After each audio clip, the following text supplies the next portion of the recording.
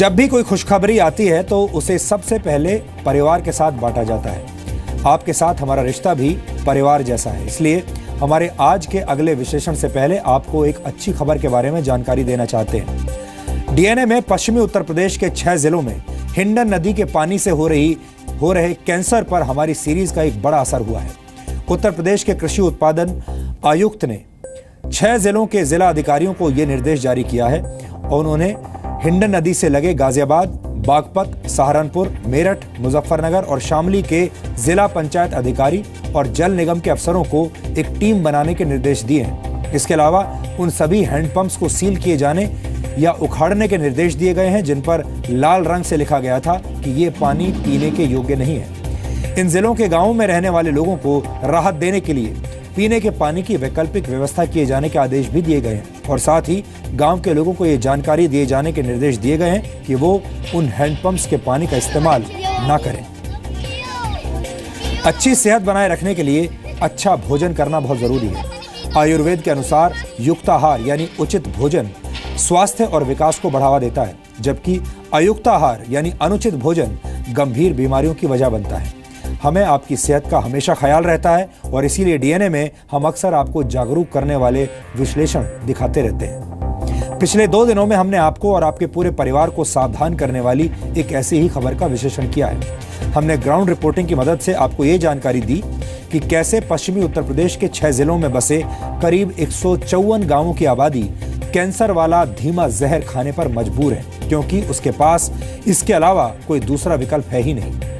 कारखानों से निकलने वाला इंडस्ट्रियल वेस्ट कृष्णा, काली और हिंडन नदी में जहर घोल चुका है और ये जहर धीरे धीरे आपके किचन में अपनी जगह बना रहा है। हो सकता है कि आप में से बहुत से लोग अपने पूरे परिवार के साथ हर रोज इसी जहर का सेवन कर रहे हो।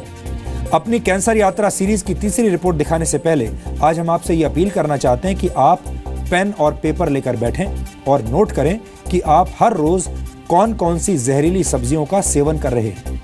लेकिन इस विश्लेषण से पहले मैं आपसे कुछ बातें शेयर करना चाहता हूं। यह बात किसी से भी छिपी हुई नहीं है कि हमारे देश की नदियां कितनी ज्यादा प्रदूषित हैं। कारखानों से निकलने वाले कचरे और शहरों की गंदगी को सीधे नदियों में बहा दिया जाता है, जिससे नदियों का पानी जहरीला हो जाता है और इसी दूषित पानी से सींचे गए खेतों की फसलें और सब्जियां आपको हर रोज धीमा जहर दे रही हैं।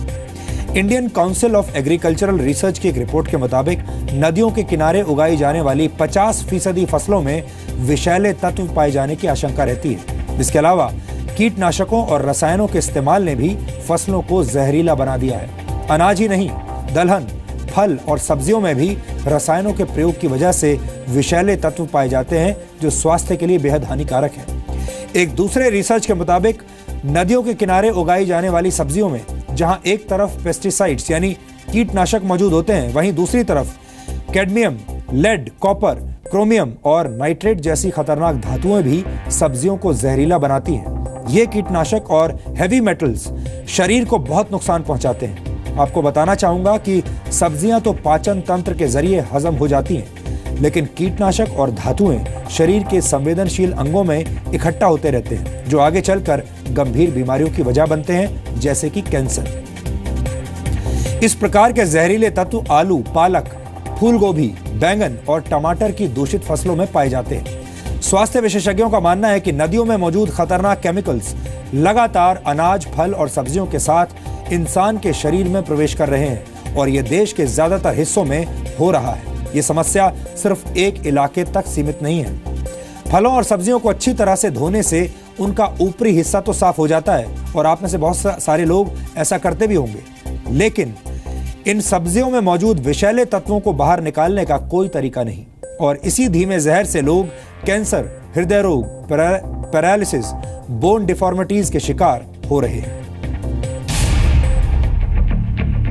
डीएनए के दर्शक कृपया ध्यान दें, यह रिपोर्ट आपका जायका बिगाड़ सकती है, लेकिन स्वस्थ और सुरक्षित जीवन के लिए आपको यह जानकारी देनी जरूरी है।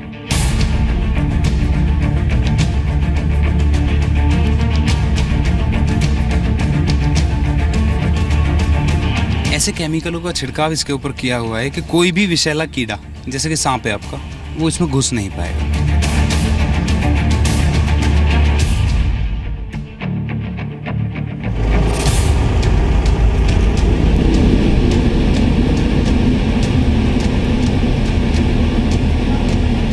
बड़ी बड़ी बिल्डिंग्स, भीड़भाड़ और शहरों की चकाचौंध में हम अक्सर वास्तविकता से दूर चले जाते हैं और जब बात स्वस्थ भोजन की आती है तो हम अक्सर लापरवाह भी हो जाते हैं या कई मौकों पर हमें सच्चाई के बारे में पता ही नहीं होता।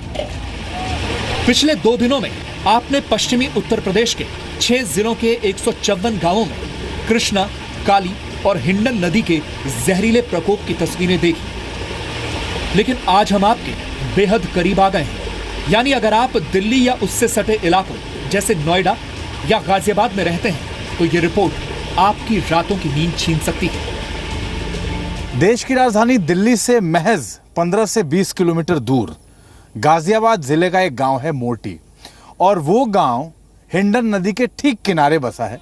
ये हमारी दाहिनी तरफ आप देख रहे हैं, ये हिंडन नदी है, और इस गांव के आसपास की जो ज़मीनें हैं उसमें जो खेती होती है वो सब्जियों की खेती होती है। हालांकि दूसरे अनाज भी उपजाए जाते हैं। यही पानी इन खेतों में पहुंचाया जाता है। आप देख रहे हैं मशीन अभी थोड़ी देर पहले चली थी और ये पूरा पानी आपको दिख रहा होगा। ये हिस्सा आप देख रहे हैं, यहाँ से ये पानी पूरा निकलता है और ये पानी इस रास्ते से होता हुआ खेतों तक पहुँचता है। हिंडन नदी का पानी सब्जियों को सींचने के लिए। प्रदीप जी, सबसे अहम सवाल जो मैं आपसे पूछना चाहूँगा वो ये, आप तो मोटी गाँव के प्रधान हैं, यहाँ जो सब्जियाँ उगाई जाती हैं वो सब्जियाँ आपको अगर कहा जाए कि आप अपने घर में ये सब्जी तोड़ के ले जाइए, क्योंकि आप तो वैसे ही लेके जा सकते हैं, आपको पैसे भी नहीं देने, आप बनवाएंगे सब्जी है? बिल्कुल नहीं सर। ऐसा क्यों? दूषित है सर, पानी में बदबू आती है इसमें। दूषित पानी है और क्योंकि केमिकल इसमें मिक्स है, काफ़ी फैक्ट्रियों का पानी और कारखानों का पानी इसमें मिल रहा है आके, दूषित पानी है। तो पानी इस कदर दूषित हो चुका है कि इसमें तो छोटे छोटे जीव हैं वो भी पनपने बंद हो गए हैं अब। और इस पानी की वजह से देखने में ये आया है कि जो सब्जियां हैं उसमें ज़्यादा पेस्टिसाइड और केमिकल का प्रयोग किया जाता है। क्योंकि पानी दूषित है, दूषित होने की वजह से कीड़ा लगने के चांस ज़्यादा होते हैं, तो फसल उतनी अच्छी तरीके से नहीं हो पाती है जो होनी चाहिए। उसके लिए फिर ऊपर से केमिकल का प्रयोग करते हैं तो वो दूषित हो जाती है। हिसाब इस कदर है कि हमारे गांव में पिछले मैं कहूँ 5 साल में 10 मौतें कैंसर से हो चुकी हैं। हिंडन नदी में फैले जहरीले पानी और उससे हो रही खेती का पीछा करते हुए हम गाजियाबाद के राजनगर एक्सटेंशन में मोरटी गांव पहुंचे।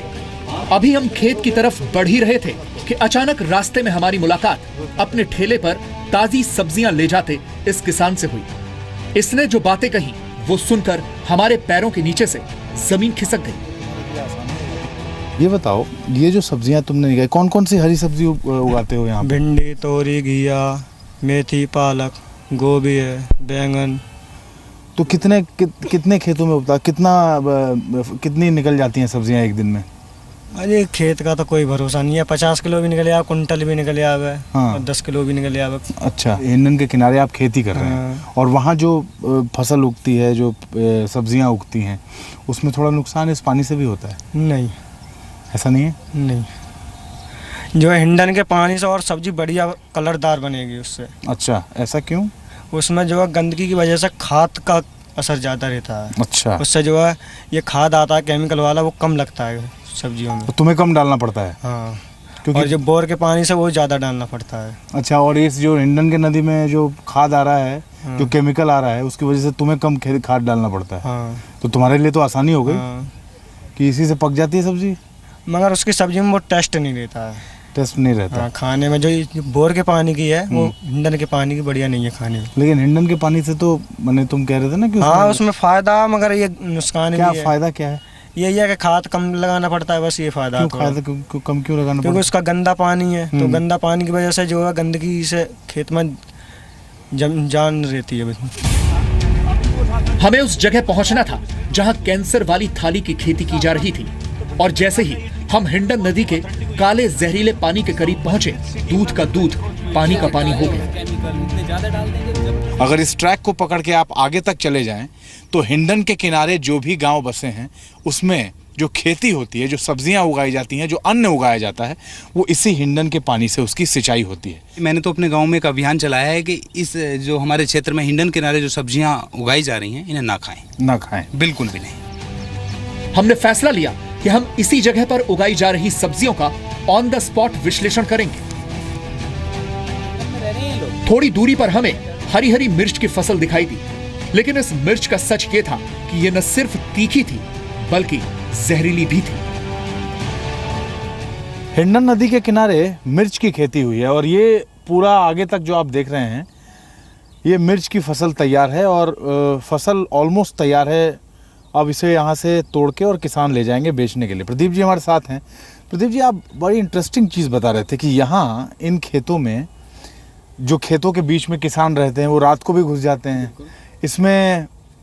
अब हिंडन के किनारे ये मिर्च या तमाम दूसरी फसल जो या सब्जियां जो उगाई जा रही हैं, आप जो बता रहे थे कि इसमें कोई कभी भी घुस जाता है, किसी चीज़ का डर नहीं होता उसको? उसका एक बहुत बड़ा कारण है सर, ऐसे केमिकलों का छिड़काव इसके ऊपर किया हुआ है कि कोई भी विषैला कीड़ा, जैसे कि सांप है आपका, वो इसमें घुस नहीं पाएगा। घुसेगा तो वो मर जाएगा। तो चूंकि विषैली दवाइयों का इस कदर इसमें वो है कि कोई भी छोटा या बड़ा विषैला कीटाणु इसमें नहीं होगा, तो रात में भी ये लोग घुस जाते हैं। अब आप अपने पीछे देखेंगे, यहाँ पे लोग जो किसान हैं जो खेती कर रहे हैं, इन्होंने अपने आवास कच्चे इधर ही बना रखे हैं। ये रात में रहते हैं, इन्हें इस बात का बिल्कुल भी डर नहीं है कि यहाँ रात में सांप काट लेगा या कोई विषैला कीड़ा इन्हें आके काट लेगा, क्योंकि उस चीज़ का छिड़काव या प्रभाव यहाँ पे है। क्यों इतना विषैला या इतना ज़्यादा पावरफुल जो कीटनाशक है उनका इस्तेमाल क्यों होता है? हाँ, दूषित पानी है। दूषित पानी होने की वजह से यहाँ पे कई बार कीटाणु अपने आप ही उत्पन्न हो जाते हैं, छोटे छोटे जहरीले। तो उन्हें ख़त्म करने के लिए ये लगाना पड़ता है। ये सब पानी की वजह से ही ऐसे केमिकलों का छिड़काव करना पड़ रहा है। मैंने वो उस पानी की वजह से। बाकी गांव के दूसरी तरफ भी खेती हो रही है अभी, तो साफ पानी है, ज़्यादा केमिकल की आवश्यकता नहीं है, ठीक ठाक खेती होती है उधर। लेकिन यहाँ केमिकल की आवश्यकता है। यह खबर देखने के बाद आपकी प्यास सूख सकती है। आपको एक गिलास पानी पीने से पहले 100 बार सोचना पड़ सकता है। और इस बात की भी गुंजाइश है कि आप कोई भी सब्जी, फल या चावल खाने से पहले ये सुनिश्चित करना शुरू कर दें कि उसे किस राज्य के खेत में किस तरह के पानी का इस्तेमाल करके उगाया गया है, क्योंकि ये फल, सब्जियां और फसल आपको मौत के मुंह में ढकेल रहे हैं। इन तस्वीरों में जो बच्चे आपको दिख रहे हैं, जो डिफॉर्मिटीज दिख रही हैं, ये जैसे अब ये है, ये इस बच्चे की टांग, ये इसमें जो दिख रहा है, जो ये क्लिनिकल पिक्चर इसकी पेशेंट की आ रही है, इस बच्चे की दोनों जी, ये इसमें मोटा मोटा ये लग रहा है कि ये फ्लोराइड पॉइजनिंग का, फ्लोराइड, एक्सेसिव फ्लोराइड का ये केस लग रहा है, क्योंकि इसमें इसका जोड़ भी इन्वॉल्व है। फ्लोराइड की एक्सेसिव होने की केस में जोड़ों पे भी प्रभाव पड़ता है, जिसकी वजह से डिफॉर्मिटीज़ जो हैं बहुत ज़्यादा सीवियर हो जाती है और बोन्स में टेढ़ापन भी आता है और जोड़ों में भी टेढ़ापन आता है। बहुत सारे डिफरेंट मेटल्स हैं, हेवी मेटल्स हैं, लेड भी है, आर्सेनिक भी है। ये सब जो हैं बॉडी में इम्पॉर्टेंट एलिमेंट्स को डिस्प्लेस करते हैं। अगर वो एक सर्टेन लेवल के ऊपर पहुंच जाते हैं, टॉक्सिक लेवल में पहुंच जाते हैं, पॉइजनिंग के लेवल पे नहीं पहुंचते लेकिन टॉक्सिक लेवल पे पहुंचते हैं, तो वो डिफरेंट मेटल्स को आपकी बॉडी से हटाते हैं और उनकी जगह पे खुद जाके बैठ जाते हैं। हिंडन रिवर में भी है फ्लोराइड एक्सेस, कृष्णा रिवर में भी है। तो अगर आप ग्राउंड वाटर में भी करेंगे तो ग्राउंड वाटर में भी आएगा, क्योंकि उसके एडजॉइनिंग जो भी एरियाज होंगे रिवर्स के, तो ग्राउंड वाटर तो कुछ किलोमीटर्स तक सेम ग्राउंड वाटर होगा जो आपका रिवर में फ्लो कर रहा है। जल ही जीवन है, लेकिन जीवन देने वाला जल अब लोगों का जीवन छीन रहा है। यह सिर्फ उत्तर प्रदेश के 6 जिलों के सैकड़ों गांव और वहां के लोगों की समस्या नहीं है, बल्कि धीरे धीरे हिंडन नदी के पानी से उपजी सब्जियां, फलों और फसलों ने सीधे आपके किचन में प्रवेश कर लिया है। अमित प्रकाश, जी मीडिया। इस रिपोर्ट को देखने के बाद आपके मन में यह सवाल उठ रहा होगा कि अगर स्थिति इतनी गंभीर है तो फिर क्या खाएं और क्या ना खाएं। तो आपको परेशान होने की जरूरत नहीं है, क्योंकि हम खबरों के विश्लेषण के साथ साथ आपकी सेहत सुधारने वाले नुस्खे भी आपको बताते हैं, यानी हम आपको सॉल्यूशन भी बताते हैं। इसलिए आपके घर में आपके रसोई का जो भी इंचार्ज हो उसे टीवी के सामने बुला लीजिए, मैं थोड़ी देर के लिए उसका दोस्त बन जाऊंगा। अगर आपको घर में इस्तेमाल किए जाने वाली सब्जियों में फैले जहर के बारे में जानकारी नहीं है तो ये बहुत जरूरी है कि आप उन सब्जियों और फलों का इस्तेमाल करने से पहले उन्हें पानी से अच्छी तरह धो लें। हरी सब्जियों का इस्तेमाल करने से पहले उन्हें 15 से 20 मिनट तक पानी में डालकर छोड़ दें, ये बहुत जरूरी है। फूल गोभी और ब्रोकोली को इस्तेमाल करने से पहले उन्हें कुछ मिनटों तक ठंडे पानी में रखें और पानी से अच्छी तरह धोने के बाद ही इन्हें पकाएं। टमाटर का बाहरी हिस्सा काफी मोटा होता है, इसलिए ब्रश से इसे साफ करना जरूरी है। बाजार में खास तौर पर ऐसी सब्जियों की सफाई के लिए डिजाइन किए गए ब्रश उपलब्ध हैं और ये आपको आसानी से मिल जाएंगे। आप चाहें तो सब्जियों में मौजूद बैक्टीरिया को खत्म करने के लिए लेमन जूस यानी नींबू के रस और नमक का इस्तेमाल भी कर सकते हैं। और नई स्टडीज के मुताबिक सब्जियों और फलों से केमिकल्स की मात्रा को कम करने का सबसे अच्छा तरीका यह है कि आप इस्तेमाल करने से पहले सब्जियों और फलों को छील लें। वैसे अगर आप हफ्ते में 2 से 3 बार जैविक खेती, जिसे आप ऑर्गेनिक फार्मिंग भी कहते हैं, यानी ऑर्गेनिक फार्मिंग के जरिए उगाई गई सब्जियां खाएंगे तो वो आपके लिए लाभदायक साबित हो सकता है। आपको बता दूं कि जैविक खेती पर्यावरण के लिए भी बहुत फायदेमंद होती है। जैविक भोजन यानी ऑर्गेनिक फूड स्वास्थ्य के लिए लाभदायक होने के साथ साथ जलवायु परिवर्तन को रोकने में भी मददगार साबित होता है। आप चाहें तो अपने घर में अपने आप भी जैविक खेती कर सकते हैं। बड़े बड़े शहरों, कस्बों और ग्रामीण क्षेत्रों में बहुत से लोग ऐसे हैं जिनके पास सब्जियों के उत्पादन के लिए पर्याप्त स्थान उपलब्ध नहीं होगा। ऐसी परिस्थितियों में मकान की छत, छज्जों और मकान के चारों तरफ खाली जगह में जैविक विधि से कम मात्रा में भी सब्जियों का उत्पादन किया जा सकता है। यानी इतनी सब्जियां तो आप उगा ही सकते हैं कि आपकी रसोई का काम चल जाए। खासतौर पर घर की छत पर सब्जियों का उत्पादन आसान है क्योंकि वहां सूर्य की रोशनी पर्याप्त मात्रा में पहुंचती है। आप चाहें तो छत पर, अपने घर की छत पर लौकी, तोरई, टिंडा, करेला, भिंडी, बैंगन, टमाटर, मटर, पालक, मेथी, गोभी, मूली और गाजर जैसी सब्जियों को विशेष प्रकार के गमलों में या फिर क्यारी बनाकर उन्हें उगा सकते हैं। इस प्रकार सब्जियों के उत्पादन से घर के सदस्यों को कुछ काम भी मिल जाएगा और घर का वातावरण भी हमेशा हरा भरा रहेगा। यानी ये आपके घर को सुखी और प्रसन्न रखने का एक और नया तरीका हमने आपको बताया है।